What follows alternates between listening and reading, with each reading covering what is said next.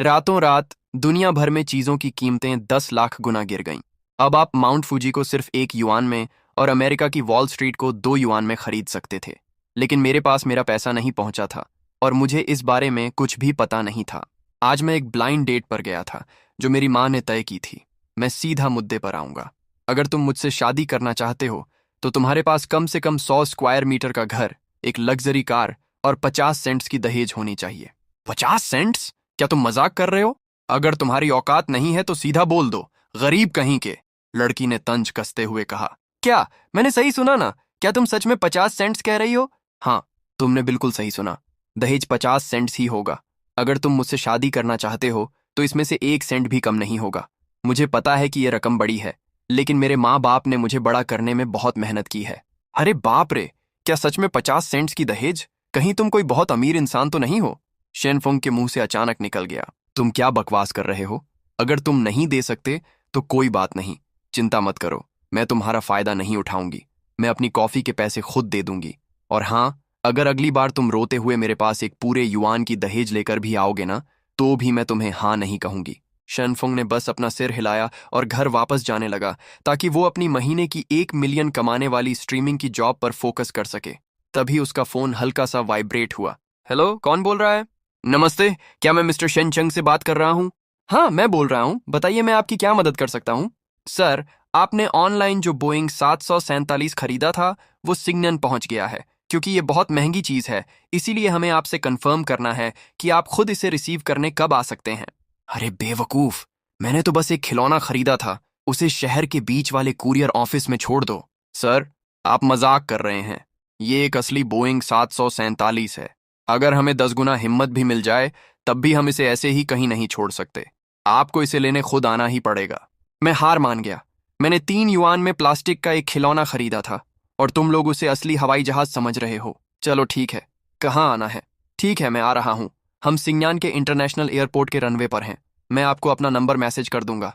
पैसे बचाने के लिए शेनफंग ने एयरपोर्ट जाने के लिए 2 बसें बदलीं। बस में सब लोग उसे घूर रहे थे जैसे वो कोई पागल हो। कितने पैसे? किराया कितना है? उसने पूछा। जवान लड़के, क्या तुम्हारी नींद पूरी नहीं हुई है? बस के ड्राइवर ने ताना मारा। आजकल के बच्चे बहुत ज्यादा बॉस वाले टीवी सीरियल देखने लगे हैं। इन्हें असलियत और सपनों में फर्क ही समझ नहीं आता।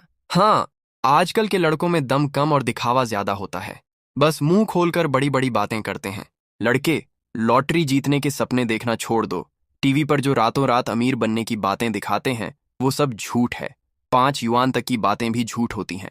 बिल्कुल सही। चुपचाप पढ़ाई करो और कोई नौकरी ढूंढ लो। अगर तुम महीने के 2 सेंट्स भी कमा लोगे तो समझो तुम्हारी किस्मत चमक गई। लोगों की बातें सुनकर शेनफोंग पूरी तरह कंफ्यूज हो गया। क्या हो गया है इन लोगों को आज? दहेज के लिए सिर्फ 50 सेंट्स मांग रहे थे और अब बस का किराया बचाने पर मुझे ऐसे घूर रहे हैं जैसे मैंने कोई गुनाह कर दिया हो। शेनफोंग को थोड़ा गुस्सा आने लगा। ये सस्ते कपड़े पहनता है, इसकी पूरी औकात बस कुछ युआन की ही होगी। अगर कोई इसे बेच भी दे तो ज्यादा पैसे नहीं मिलेंगे। तुम हो कौन? शिनजान के अनाथ बच्चे। अगर बस के पैसे नहीं हैं तो जल्दी से नीचे उतरो, एक सूट पहने आदमी ने कहा। यह सुनकर शेनफोंग ने उस आदमी को गुस्से से देखा। क्या तुम बीमार हो? इसमें पूछने वाली क्या बात है? बस का किराया कितना है और बेची से मोमो तक का किराया कितना है? क्या तुम्हारे पास थोड़ा सा भी दिमाग नहीं है? उसके ऐसा कहते ही बस में हंगामा मच गया। अरे देखो इसे, पूछ रहा है कि बस का किराया कितना है। ये 1 युआन है भाई, 10 सेंट्स या 1 सेंट नहीं। लड़के, सपने देखना अच्छी बात है, लेकिन हकीकत को मत भूलो। कहीं तुम्हारा दिमाग तो खराब नहीं हो गया? हाँ, सच में, कुछ युआन। इसकी हालत देखकर तो लगता है कि अगर ये 1 युआन भी निकाल ले तो मैं ये पूरी बस खा जाऊंगा। सबको इस तरह से ताने मारते देख उस सूट वाले आदमी को बहुत मजा आ रहा था। उसे लग रहा था जैसे वो सबसे ऊपर है। टीयूएस के एक बच्चा जिसे अभी दुनियादारी की समझ नहीं है, अपनी औकात भूल गया है। आज मेरी लग्जरी कार सर्विसिंग के लिए गई है, इसलिए मैं बस में सफर कर रहा हूँ। अगर तुम्हारे पास पैसे नहीं हैं तो मुझे अंकल कहो, मैं तुम्हें बस के पैसे दे दूंगा। ये कहता है कि इसकी महीने की कमाई 2.5 सेंट्स है। आसपास के लोग लगातार उसका मजाक उड़ा रहे थे। अरे, आज सबको हो क्या गया है? अचानक शेनफंग को समझ आया। ये जरूर सिस्टम का किया धरा है। बहुत बढ़िया। इस दुनिया के अमीर परिवार मुश्किल से 1 मिलियन कमा पाते हैं। तो फिर क्या मैं अब दुनिया का सबसे अमीर इंसान नहीं बन गया हूँ? हाँ हाँ, वो लड़की जो मेरी ब्लाइंड डेट पर आई थी बहुत खूबसूरत थी।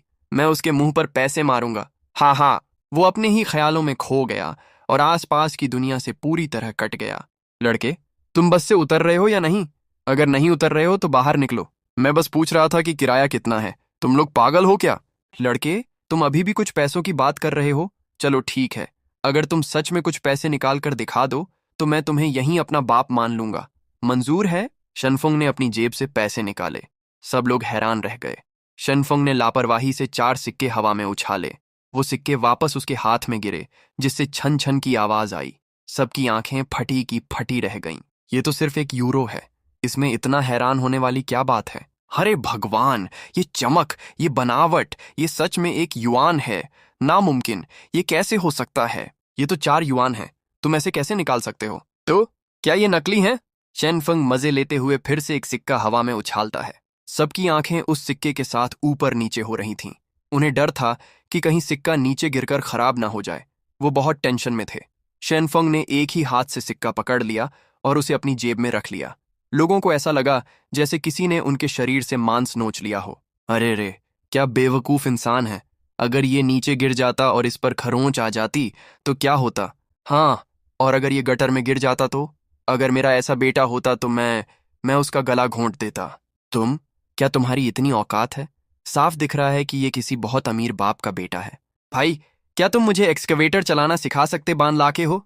मैं अपने कॉलेज की सबसे खूबसूरत लड़की हूँ। शेनफंग के 50 सेंट्स के लिए तो मैं अपनी तरफ से पैसे देकर भी उसके साथ रहने को तैयार हूँ। मैं तो अभी तक सिंगल हूँ। तुम सपने देख रही हो। साफ दिख रहा है कि तुम इसके लायक नहीं हो। तुम दोनों, किसने कहा था कि अगर ये सच हुआ तो वो इसे अपना बाप मानेगा? ये सुनते ही उस सूट वाले आदमी का चेहरा सफेद पड़ गया। वो घबरा गया। लेकिन जब उसकी नजर शेनफिंग की पैसों से भरी जेब पर पड़ी तो उसकी शर्म तुरंत लालच में बदल गई। रुको, अगर इसे सच में उम्र के फर्क से कोई ऐतराज नहीं है तो एक अमीर इंसान को अपना बाप मानने में मेरा ही फायदा है। इसकी शक्ल देखकर तो ये बहुत भोला लगता है। अगर मैं इसका बेटा बन गया तो शायद ये मुझ पर प्यार लुटाए। पापा, मेरा नाम गैंगजी है। आप मुझे गैंगर बुला सकते हैं। दूर हटो, कितने घिनौने हो तुम। इन पागल लोगों को देखकर शेनफंग को पक्का यकीन हो गया कि दुनिया में चीजों की कीमतें सच में बहुत कम हो गई हैं। मतलब, अब वो किसी देश से भी ज्यादा अमीर है।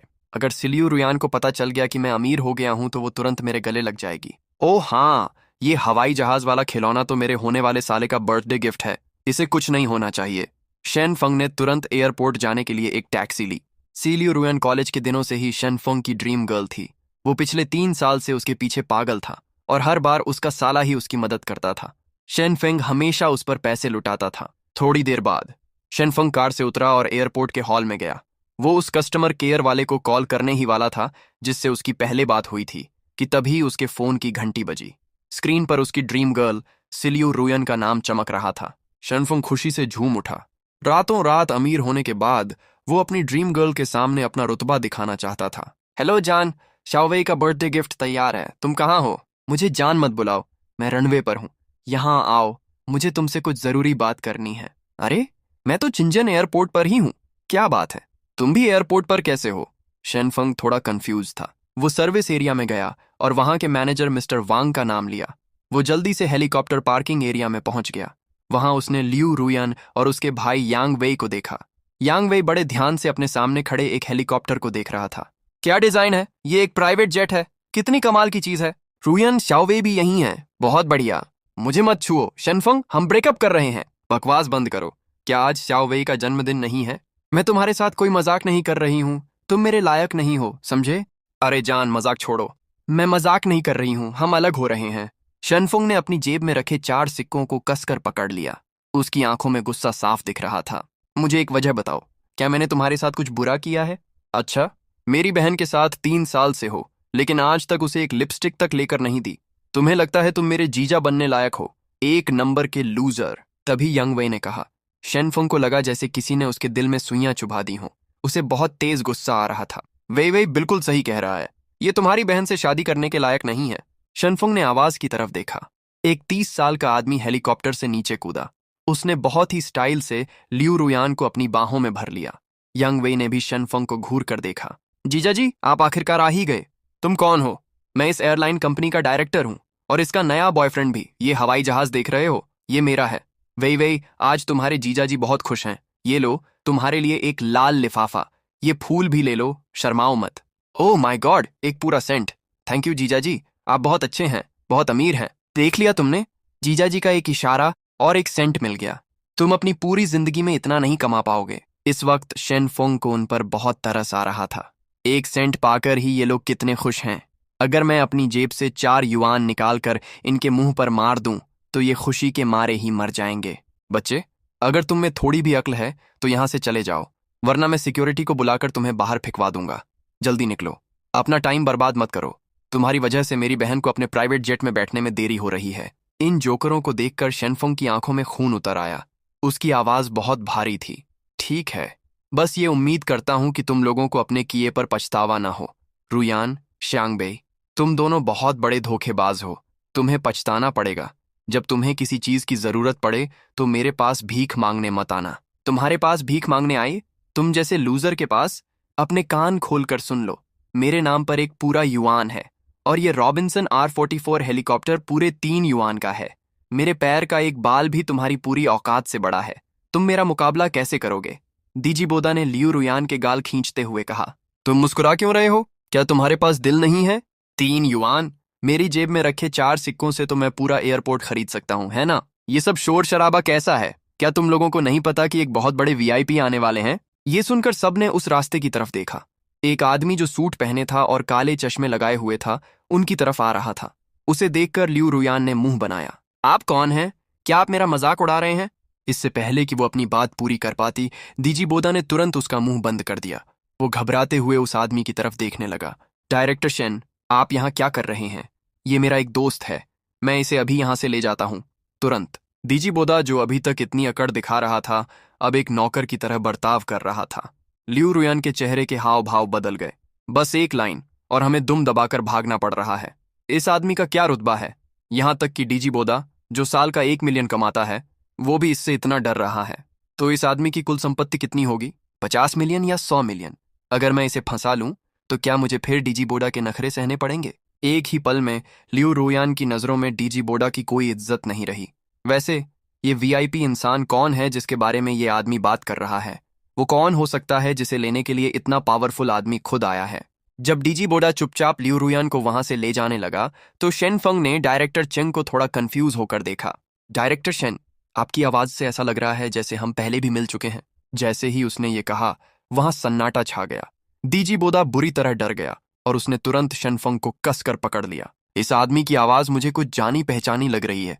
तुमने ये सब कहाँ सुना है? तुम क्या बकवास कर रहे हो? डायरेक्टर शेन का तुम जैसे आम आदमी से क्या लेना देना हो सकता है? चेंग शुआंग, बकवास बंद करो। अगर तुम्हें कुछ कहना है तो बाहर चलो और बात करते हैं। चेंग शुआंग ने शांति से उन्हें देखा। उसका अंदाज बहुत ही रिलैक्स था। क्या तुम्हें डर है कि मैं कोई राज खोल दूंगा? जैसे ही उसने ये कहा, दीजीबोदा का चेहरा उतर गया। आखिर समाज में उसकी भी एक इज्जत थी। ठीक है, तुम बस इस मौके का फायदा उठाकर पैसे ऐंठना चाहते हो ना? मैं तैयार हूं। जब हम बाहर चलेंगे तो मैं तुम्हें 50 सेंट्स दूंगा। ये कहकर दीजीबोदा ने चंग शुआंग को वहां से ले जाने की कोशिश की, लेकिन उसने देखा कि चंग शुआंग अपनी जगह से टस से मस नहीं हुआ। 1 सेंट? मैं तुम्हें भीख में 1 सेंट दे रहा हूं। ये मेरी आधे महीने की सैलरी है, ज्यादा लालच मत करो। जैसे ही दीजीबोदा सिक्योरिटी को बुलाने वाला था, चंग शुआंग को अचानक कुछ एहसास हुआ। फिर उसने बड़ी बड़ी आंखों से चंग फंग को देखा। उसकी सांसें तेज हो गईं। ये वही है। क्या ये आवाज उसी की नहीं है जिस आदमी ने आज सुबह फोन उठाया था? इसका मतलब ये। चंग शुआंग ने एक गहरी सांस ली और खुद को शांत किया। मुझे छोड़ो, चंग शुआंग ने चिल्लाकर कहा। दीजीबोदा तुरंत डर गया। चंग फंग को अपने पास आते देख दीजीबोदा थोड़ा घबरा गया। प्रेसिडेंट शेन, ये लड़का।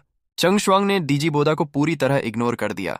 एक साथ 3 सीढ़ियां चढ़ते हुए वो तेजी से चंग फंग के पास पहुंचा और 90 डिग्री झुककर उसे प्रणाम किया। क्या मैं जान सकता हूं, क्या आप ही मिस्टर शन फंग हैं? उस वक्त पूरे हॉल में सन्नाटा छा गया। सुयन और यांगवे का मुंह खुला का खुला रह गया, जैसे उन्होंने कोई एलियन देख लिया हो। हाँ, मैं ही हूं। आप कौन हैं? मुझे याद आया, आप वही डिलीवरी वाले हैं जिसने आज सुबह मुझे कॉल किया था, है ना? चुप रहो, क्या तुम्हें मरना है? ये चिन एंग ग्रुप के क्राउन प्रिंस हैं, जनरल मैनेजर शन। क्या एक डिलीवरी बॉय? क्राउन प्रिंस खुद पैकेज डिलीवर कर रहे हैं? क्या सर्विस सेक्टर में आजकल इतना ज्यादा कंपटीशन हो गया है? डायरेक्टर शेन, आपको पक्का कोई गलत फहमी हुई है। ये तो बस एक गरीब लड़का है। ये मेरे साथ है। ये तो मेरे लिए एक लिपस्टिक भी नहीं खरीद सकता। ये आपका VIP कैसे हो सकता है? हाँ, इसे जल्दी से बाहर निकालो। कहीं ऐसा ना हो कि डायरेक्टर शेन की नजर इस पर पड़ जाए। इसे कौन हाथ लगाने की हिम्मत करेगा? ये डायरेक्टर शेन है। शेन शुआंग जोर से चिल्लाया। भाई बहन ये सुनकर हैरान रह गए। अपनी आंखें खोलकर देखो, ये बोइंग 747 जो अभी अभी लैंड हुआ है, इसे पूरी तरह से डायरेक्टर शेन फंग ने खरीदा है। सबने उसकी उंगली की दिशा में देखा। वो विशाल हवाई जहाज धूप में चांदी की तरह चमक रहा था। उसके बगल में खड़ा हेलीकॉप्टर किसी खिलौने जैसा लग रहा था। बोइंग 747, ये तो एक बहुत महंगी मशीन है जिसकी कीमत 3,000 युआन है। 3,000 युआन? अगर तुम्हें बेच भी दिया जाए तब भी तुम 7 सेंट के नहीं बिकोगे। ये इसे कैसे खरीद सकता है?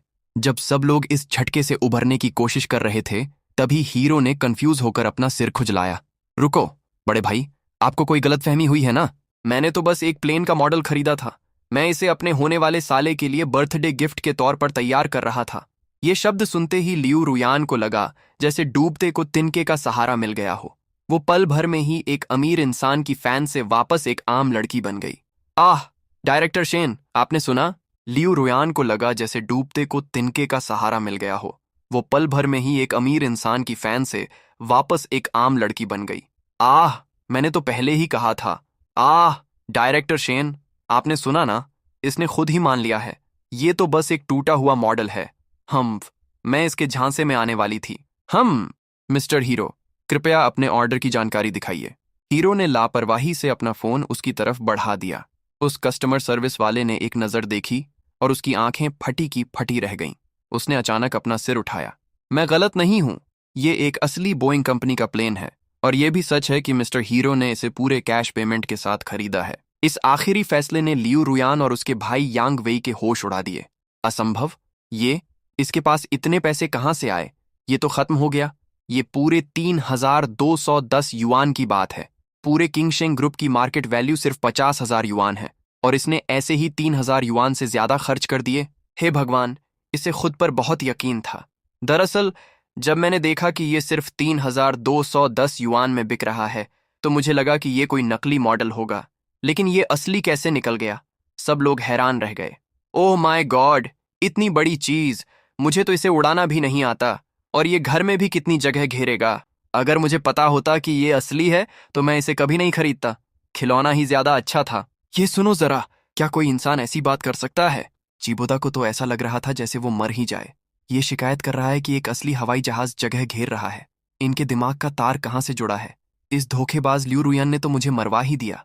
जिबोदा ने लियू रुयन को गुस्से से देखा। उसका मन कर रहा था कि वो उसका वहीं गला घोंट दे। लियू रुयन तो जैसे होश खो बैठी थी। ये सब झूठ है, मैं इस पर विश्वास नहीं कर सकती। नहीं मिस्टर शेनफंग, आप बहुत मजाकिया हैं। सारी फॉर्मेलिटीज पूरी हो गई हैं। अगर आप चाहें तो इसे ले जाने के लिए अंदर जा सकते हैं। रहने दो, मुझे आलस आ रहा है। ये तो बस कुछ 1,000 युआन का खिलौना है। इसे चेक करने की क्या जरूरत है? शेनफुंग की बात सुनकर सब हक्के बक्के रह गए। कुछ 1,000 युआन का खिलौना? ये एक बोइंग 747 है भाई। मैंने बहुत से घमंडी लोग देखे हैं, लेकिन ऐसा कभी नहीं देखा। ये तो सच में मोतियों को सुअरों के सामने डालने वाली बात हो गई। तभी एक खूबसूरत लड़की जो फॉर्मल सूट पहने हुए थी, हांफते हुए दौड़ कर आई। डायरेक्टर शेन, ये रहा वो ट्रांसफर एग्रीमेंट जो आपने मांगा था। मिस्टर शेन, अगर आपको सब सही लगे तो कृपया नीचे साइन कर दीजिए। ये बोइंग 747 आपका हो जाएगा। शेनफुंग ने उस एग्रीमेंट पर एक नजर डाली और जल्दी से अपना नाम लिख दिया। चलो ठीक है, इसे वापस भेजना बहुत मुश्किल काम होगा। मैं इसे मजबूरी में ही रख रहा हूं। अगर मैं इसे वापस भेजूंगा तो मुझे पता है कि कितना झंझट होगा। बधाई हो मिस्टर शेन, ये बोइंग 747 अब ऑफिशियली आपका है। शेनफुंग की बातें सुनकर लियू रुयान, जो अभी तक सदमे में थी, फाइनली होश में आई। नामुमकिन, झूठे! शेनफुंग, तुम बहुत बड़े झूठे हो। ये जरूर तुम्हारी ही कोई चाल होगी, है ना? तुम मुझे बेवकूफ बनाने की कोशिश कर रहे हो ताकि मैं पछताऊं, है ना? जीबोदा, ये आदमी तुम्हारी कंपनी का जनरल मैनेजर नहीं है ना? तुमने झूठ बोला था ना? लियू रुयन तो जैसे पागल ही हो गई थी। उसने जिबोदा का कॉलर पकड़ लिया और उसे जोर जोर से हिलाने लगी। साफ दिख रहा था कि वो इस सच को बर्दाश्त नहीं कर पा रही थी। क्यों? मेरे जाने के बाद तुम कोई और इंसान कैसे बन गए? तुमने सीधा 3,000 युआन का एक हवाई जहाज खरीद लिया। इतना पैसा तो किसी आम इंसान की पूरी जिंदगी आराम से गुजारने के लिए काफी है। जिस तरह से तुमने इसे इतनी आसानी से खरीदा है, तुम्हारे पास तो और भी बहुत पैसे होंगे। तुमने कहा था कि मैं अभी भी तुम्हारी गर्लफ्रेंड हूं। तुम मुझे एक लग्जरी कार दिलाते, मुझे घुमाने ले जाते और मुझे महंगे ब्रांड्स की चीजें खरीद कर देते। मैं इस बात को नहीं मान सकती। लियू रुयन की इस हरकत से सबका ध्यान उसकी तरफ चला गया। जिबोदा का चेहरा डर से सफेद पड़ गया। उसे तो अभी भी ये उम्मीद थी कि शेनफंग उसे भूल जाएगा, लेकिन लियू रुयन के इस ड्रामे से सब फिर से उसे देखने लगे थे। अब तो शेनफंग के लिए भी उसे इग्नोर करना मुश्किल था। पागल औरत, दूर हटो, यहां अपना ड्रामा बंद करो। लियू रुयन को पागलपन करते देख जिबोदा ने जोरदार थप्पड़ उसके मुंह पर जड़ दिया। थप्पड़ की आवाज बहुत तेज थी। लियू रुयन के चेहरे पर एक लाल निशान छप गया। आह, तुमने मुझे मारा? होश में आते ही लियू रुयन ने जिबोदा को हैरानी से देखा, लेकिन जिबोदा का उसे शांत करने का कोई इरादा नहीं था। उसने उसे गुस्से से देखा। चुप रहो, अगर तुमने एक और शब्द कहा तो मैं तुम्हें दुनिया में पैदा होने पर पछताने पर मजबूर कर दूंगा। फिर जिबोदा ने अपने कपड़े ठीक किए और आसपास के लोगों को शर्मिंदगी से देखा। माफ कीजिएगा, ये अचानक पागल हो गई। मुझे डर था कि कहीं ये आपको चोट ना पहुंचा दे। पहले इन दोनों को बाहर निकाल फेंकते हैं। उसने एक लेडी सिक्योरिटी गार्ड पर चिल्लाते हुए कहा। नहीं नहीं, हम ऐसा नहीं कर सकते। ये सच है। शेनफंग, वो इतना अमीर है। उसने बोइंग 747 खरीदा है। वो पक्का हमें यहां से बाहर नहीं निकलने देगा, है ना? बस हमें उससे विनती करनी है। हम यहां रुक सकते हैं, हम यहां रुक सकते हैं। हम उस बोइंग 747 के कॉकपिट में भी जा सकते हैं। शायद हम उससे फिर से करीब आ सकें। हम उस हवाई जहाज को शादी के तोहफे के रूप में भी मांग सकते हैं। ये सब सोचकर यांग वे में अचानक जान आ गई और वो भागकर शेनफंग के पास पहुंचा। शेन भैया, ये लोग मुझे और मेरी बहन को बाहर निकालना चाहते हैं। प्लीज हमारे लिए कुछ कीजिए। बोलते बोलते वो शेनफंग का हाथ हिला रहा था। उसकी जोर लगाने की वजह से शेनफंग का हाथ, जो उसकी जेब में था, बाहर आ गया और उसी के साथ 4 सिक्के भी जमीन पर गिर गए। सब लोग एकदम सन्न रह गए, जैसे वक्त वहीं रुक गया हो। सबकी नजरें जमीन पर गिरी उन 4 चमकती हुई सिक्कों पर टिकी थीं। सब हैरान थे। ये चमक, ये सच में एक युआन के सिक्के हैं। अरे भगवान, पूरे 4 युआन! ये इतने पैसे अपनी जेब में लेकर घूम रहा है। इसके पास तो खजाना है। शेनफंग तो साक्षात कुबेर है। यंगवे उन सिक्कों को लालच भरी नजरों से घूर रहा था। पैसा, ये सच में पैसा है। बिल्कुल वैसे ही एक युआन के सिक्के जैसे हम टीवी में देखते हैं। जीजा जी, अगर आप हमारी मदद करेंगे तो मैं अपनी बहन को आपको वापस मना लेने के लिए कहूंगा। सच में जीजा जी, आइए जल्दी से मेरी बहन से माफी मांग लीजिए। ये पूरे 4 युआन हैं। क्या करें, क्योंकि आप मेरी बहन से प्यार करते हैं। अगर आप ये 4 युआन दहेज में दे दें तो मैं आप दोनों को फिर से साथ रहने की इजाजत दे दूंगा। तो क्या ये अच्छा सौदा नहीं है? दीदी, जल्दी करो, 4 युआन की दहेज। लियू रुयन आखिरकार अपने सदमे से बाहर आ गई। उसने अपने बाल ठीक किए। वो भागती हुई शेनफंग के पास आई। हम शेन बेबी, क्या लोगों को पता है कि उनसे गलती हो गई है? चलो फिर से साथ आ जाते हैं। ये सब इस कमीने जिबोदा की वजह से हुआ है। इसी ने मुझे धोखा दिया। सच कहूं तो मेरे दिल में हमेशा सिर्फ तुम ही थे। चलो पैचअप कर लेते हैं। आज रात मैं तुम्हारे साथ घर चलूंगी। हाँ शेन भैया, मेरी बहन को अपनी गलती का एहसास हो गया है। इस आदमी ने हम दोनों को बेवकूफ बनाया। अब हमें अपनी गलती समझ आ गई है। चलो फिर से सब पहले जैसा कर लेते हैं। इन दोनों धोखेबाजों की नौटंकी देखकर शेनफंग एक कदम पीछे हट गया। फिर उसने जोर से ताली बजाई। अरे वाह, एक धोखेबाज हमेशा धोखेबाज ही रहता है। क्या तुम वो एक सेंट भूल गई जो इसने तुम्हें अभी अभी दिया था? क्या तुम इसे अभी भी जीजा जी नहीं बुला रही थी? अब तुम मेरे जैसे गरीब इंसान के पीछे क्यों पड़ी हो? शेनफुंग का ताना सुनकर दोनों हैरान रह गए। उन्हें समझ नहीं आ रहा था कि क्या करें। तभी एयरपोर्ट के 2 सिक्योरिटी गार्ड वहां पहुंच गए। जिबोदा खुशी से फूलकर कुप्पा हो गया। इन दोनों को बाहर फेंक दो। मिस्टर शेन की नजरों के सामने से इन्हें हटा दो। ये सुनकर दोनों ने डरे हुए शेनफंग की तरफ देखा। उनमें से कोई भी कुछ बोलने की हिम्मत नहीं कर पा रहा था। जिबोदा का गुस्सा बढ़ता जा रहा था। तुम लोग किसका इंतजार कर रहे शास्त्र हैं? जल्दी से इन्हें बाहर फेंको। क्या तुम्हें मेरी बात समझ नहीं आ रही? सिक्योरिटी गार्ड्स ने एक दूसरे को देखा और फिर उन्होंने लियू रुयान और उसके भाई को बाहर ले जाने का फैसला किया। मैं नहीं जा सकती। मैं बड़ी मुश्किल से यहां तक पहुंची हूं। मैंने तो अभी तक हेलीकॉप्टर की सैर भी नहीं की है। मैंने तो बोइंग 747 का कॉकपिट भी नहीं देखा है। यांग वेई लगातार पीछे हट रही थी। फिर वो भागकर हेलीकॉप्टर की तरफ गई, लेकिन वो उन ट्रेन सिक्योरिटी गार्ड्स के सामने टिक नहीं पाई। लियू रुयान पूरी तरह से टूट गई और जमीन पर गिर पड़ी। 2 सिक्योरिटी गार्ड्स उसे जबरदस्ती खींचते हुए शेनफंग के पास से ले गए। जिबोदा अभी भी अपनी जीत का जश्न मना ही रहा था कि तभी एक आवाज गूंजी, रुको। जिबोदा का दिल धक से रह गया। उसने धीरे से मुड़कर चंगशुआंग की तरफ देखा। चंगशुआंग जिबोदा को घूर रहा था। यहाँ एक और कचरा है, इसे भी बाहर फेंक देना चाहिए। ये सुनकर जिबोदा पसीने से तरबतर हो गया। उसने जबरदस्ती मुस्कुराते हुए कहा, अरे प्रेसिडेंट शेन, आप मजाक कर रहे हैं, है ना? मैं तो कंपनी का डायरेक्टर हूं।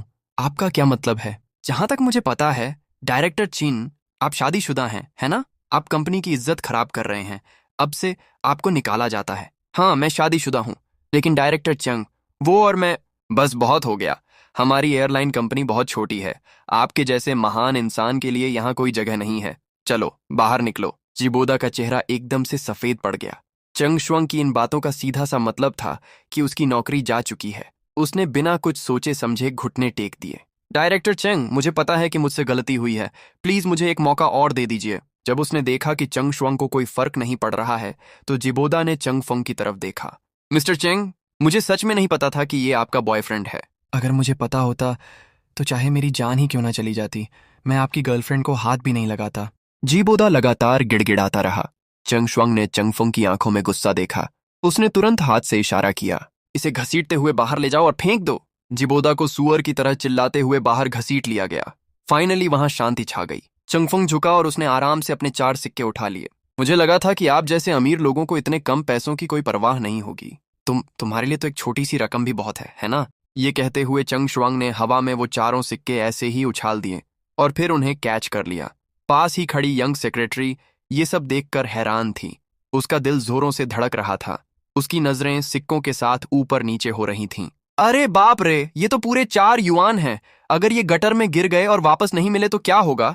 मैंने जितने भी नए नए अमीर बने लोग देखे हैं, वो पैसों को पानी की तरह बहाते हैं, लेकिन ये ऐसा नहीं है। ये तो कुछ युआन के साथ ऐसे खेल रहा है जैसे वो कांच की गोलियां हों। इसका ये रिलैक्स रहने वाला अंदाज कितना शानदार है। क्या ये असली अमीरों वाला एटीट्यूड है?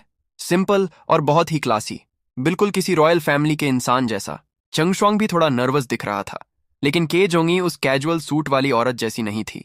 उसने बस चंग फंग को घूर कर देखा। गूंगा कहीं का, अभी अभी इसने 3210 युआन का एक हवाई जहाज बिना पलक झपकाए खरीद लिया, और अब ये 4 युआन के लिए कंजूसी कर रहा है। ये सुनकर कैजुअल सूट वाली सेक्रेटरी सन्न रह गई। क्योंकि वो शुरू से वहां नहीं थी, इसलिए उसे नहीं पता था कि चंग फंग ने एक हवाई जहाज खरीदा है। उसे तो लग रहा था कि सिक्के उछालना ही सबसे बड़ा अमीर होने का दिखावा है। कौन सोच सकता था कि इसने इससे भी बड़ा काम किया है, एक खिलौना खरीदना जो बाद में असली हवाई जहाज निकल जाए। क्या अमीर लोगों का टेस्ट ऐसा ही अजीब होता है? तभी चंग फंग ने अपना सिर हिलाया। उसके चेहरे पर एक हल्की सी मुस्कान थी। ठीक है, मजाक उड़ाना बंद करो। आज के लिए शुक्रिया। तुमने मेरा गुस्सा शांत करने में बहुत मदद की। बिना किसी मतलब के तो कोई किसी के पास नहीं आता। यंग मास्टर चेंग इतने अच्छे बन रहे हैं तो जरूर इन्हें मुझसे कोई काम होगा। सच बताओ। अरे ये तो बहुत साफ दिख रहा है, बहुत ही साफ। खैर, पहले खाना खाते हैं, खाते खाते बात करेंगे।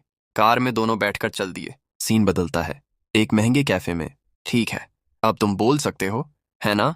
तुम इस बोइंग 747 का क्या करने वाले हो? अरे यार, मैं क्या कर सकता हूँ? इसे वहीं छोड़ दूंगा। मुझे इसे उड़ाना तो आता नहीं है, बस एक बहुत बड़े खिलौने की तरह पड़ा रहेगा। एयरपोर्ट पर ही ठीक है। एक बहुत बड़ा खिलौना, 3210 युआन का हवाई जहाज, बस हेलीकॉप्टर के उतरने की जगह की तरह इस्तेमाल होगा। इस टॉपिक पर तो बात ही नहीं हो सकती। मेरा मतलब है, क्योंकि तुम इसका इस्तेमाल नहीं कर रहे हो, तो तुम इसे किसी को किराए पर क्यों नहीं दे देते? हम कीमत तय कर सकते हैं। किराए पर? क्या तुम्हारी इतनी बड़ी एयरलाइन कंपनी के पास हवाई जहाज़ों की कमी है? हाँ, सच में बहुत कमी है। किंग गैंग के पास 20 हवाई जहाज हैं, लेकिन ये सब सिर्फ दिखावे के लिए हैं। 20 हवाई जहाज, अगर एक की कीमत 6000 भी हो, तो ये सिर्फ 1,20,000 ही हुए ना? क्या तुम इतनी सी रकम भी नहीं दे सकते? 1,20,000 को इतनी सी रकम कहना शेन फंग को ऐसा लगा जैसे किसी ने उसे पत्थर मारा हो। उसके मुंह से कॉफी निकलते निकलते बची। भाई, तुम्हें क्या लगता है, क्या हर कोई हवाई जहाज है? क्या तुम इतनी सी रकम भी नहीं दे सकते?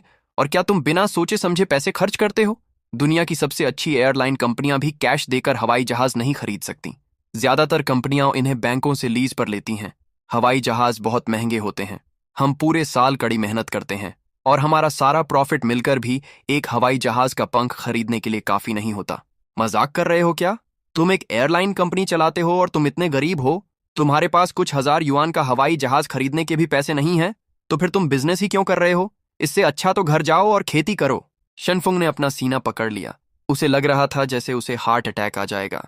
अरे भगवान, इस दुनिया को क्या हो गया है? एक हवाई जहाज नहीं खरीद सकते तो खेती करो? क्या यही लोगों में फर्क है? रुको, क्या ये मेरा मजाक उड़ा रहे हैं? कई पुश्तें मेहनत करती हैं, पूरे साल दिन रात काम करती हैं, फिर भी वो 3,210 युआन नहीं कमा पाती। बिल्कुल सही। अरे भगवान, सिस्टम से मिलने वाली मेरी महीने की सैलरी से तो तुम अपना पूरा किंग गैंग ग्रुप चिल्लर में खरीद सकते हो। ये बहुत ही बेकार बात है। तो मिस्टर चेंग, तुम्हारा ये प्लान है तो ठीक है, करते हैं डील। वैसे भी ये वहां खड़े खड़े जंग ही खाएगा। क्यों ना इससे कुछ पैसे ही कमा लिए जाए ताकि पेट्रोल का खर्चा निकल सके। चलो हम लीज एग्रीमेंट पर साइन करें। बहुत बढ़िया। किराए के नियमों की बात करें तो हमारी टोंगचेंग कंपनी फाइनेंस लीज सिस्टम का इस्तेमाल करती है। हमें हर 3 महीने में प्रॉफिट मिलता है। अरे भाई, ये सब ड्रामा बंद करो। मुझे सीधा सीधा बताओ, मेंटेनेंस और पेट्रोल का खर्चा निकालने के बाद इस हवाई जहाज से एक साल में कितना प्रॉफिट होगा? लगभग 3 सेंट्स एक साल में। क्या कहा? नहीं, 300 युआन। मैंने ये हवाई जहाज 3,210 युआन में खरीदा है। मुझे अपने पैसे वापस पाने में ही 10 साल लग जाएंगे। क्या तुम बिजनेस कर रहे हो या चैरिटी? मिस्टर चेंग, यही मार्केट का रेट है। एक हवाई जहाज की लाइफ 20 साल होती है। पहले 10 साल तो सिर्फ लागत वसूलने में ही लग जाते हैं। बाकी के 10 साल में जो मिलता है वो शुद्ध मुनाफा होता है। यही मार्केट का रेट है। यही तो मार्केट का रेट है। ये तो एक बहुत ज्यादा प्रॉफिट वाला प्रोजेक्ट है। अरे यार, रहने दो रहने दो। चलो, थोड़ी बहुत रकम भी आ जाए तो ठीक है। हम कोई मुश्किल कॉन्ट्रैक्ट नहीं बनाएंगे। मैं उम्मीद करता हूं कि तुम जो कह रहे हो वो रकम 300 युआन है ना? बस तुम मुझे हर महीने 25 युआन दे देना अगले 20 सालों तक। इस बीच तुम उस हवाई जहाज का जो चाहो वो कर सकते हो। मैं उसे अपना नहीं मानूंगा। मंजूर है? तो बस इतनी सी बात है। कोई गारंटी नहीं, कोई सिक्योरिटी डिपॉजिट नहीं, महीने के सिर्फ 25 युआन।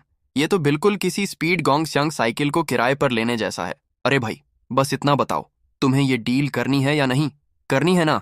अभी करते हैं। YQOEC। प्रेसिडेंट शेन ने बहुत ही सम्मान के साथ कॉन्ट्रैक्ट को घर वापस ले लिया। मिस्टर शेन, आपके साथ काम करके बहुत खुशी हुई। अगर आपके पास ऐसा कोई और छोटा मोटा बिजनेस हो तो मुझे बेझिझक बताइएगा। मुझे हर महीने 25 युआन का लोन मिल गया है। क्या बस लेटे लेटे पैसे गिनना ही जिंदगी है?